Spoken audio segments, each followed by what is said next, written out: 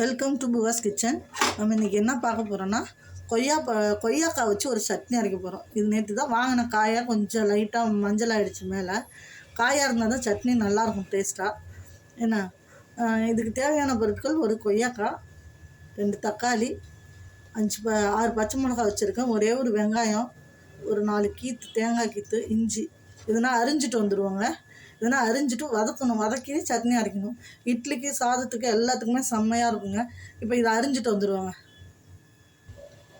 எண்ணெய் ஊற்றிப்போம். இப்போ பச்சை மிளகாய் போட்டுப்போம்.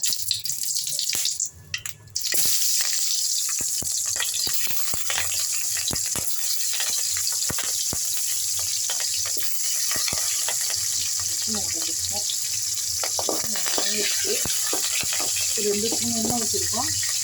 பச்சை மிளகாய் போட்டு அதை கொடுத்து இப்போ வெங்காயம், தேங்காய் எல்லாத்தையும் போட்டுக்கலாம். ஒன்றாவே எல்லாத்தையுமே ஒன்றா போட்டுக்கலாம். புளி, உப்பு எல்லாத்தையும் ஒன்றா போட்டுக்கலாம்.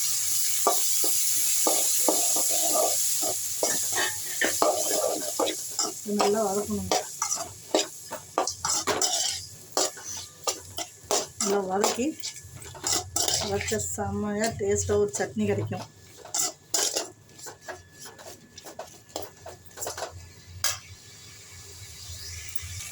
இருங்க, வதங்கி நல்லா வதங்கிட்டுங்க. நல்லானா ரொம்ப சுருங்க வதங்கணும்னு அவசியம் இல்லை. அந்த பச்சை வாடை போகிற வரைக்கும் வதங்கினா போதும்.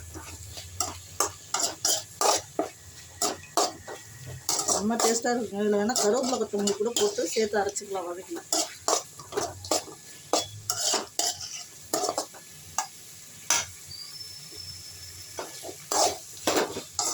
இது வதங்கட்டுங்க. வதங்கிடுச்சுங்க. இப்போ இந்த அளவு வதங்கினீங்க பாருங்க. தக்காளி எல்லாம் சொருங்கிடுச்சு பாருங்க. இந்த அளவு வதங்கின போதும் இதை நம்ம ஆற வச்சுட்டு அரைச்சிப்போங்க. சொல்ல வந்துட்டு கொய்யா பழத்தை இது மாதிரி மெலிசாக அரிஞ்சிக்கணுங்க. அப்போ தான் நல்லா சட்டுன்னு வதங்கும். காயாக இருக்கும்போது அழுத்தமாக இருக்குங்களா, அப்போ தான் வதங்கும். மெலிசாக அரிஞ்சிக்கணும். இப்போ அரைச்சிட்டு வந்துட்டோங்க. இதை ஒரு பவுலில் மாற்றிட்டு தாளித்து கட்டிக்கலாம்.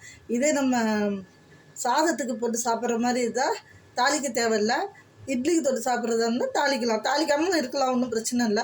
இப்போ நான் தாளிக்க போகிறேன். நான் இட்லிக்கு தான் செஞ்சுருக்கேன், அதனால் தாளிக்க போகிறேன். எண்ணெய் ஊற்றி எண்ணெய் காஞ்சிச்சுங்க.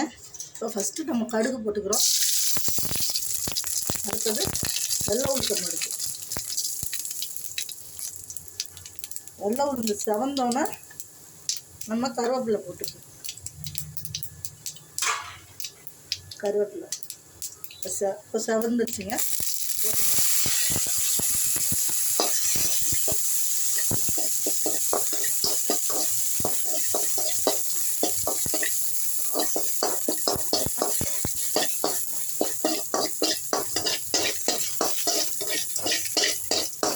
அடுத்து ஆஃப் பண்ணிக்கலாங்க.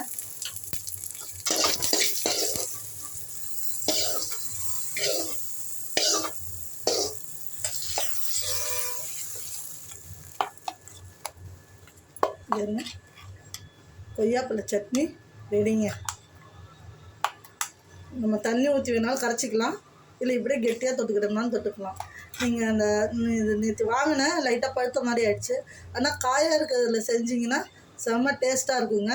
செஞ்சு சாப்பிட்டு பாருங்கள். சூப்பராக இருக்கும். உடம்புக்கு ஹெல்த்தியானது. நன்றி, வணக்கங்க.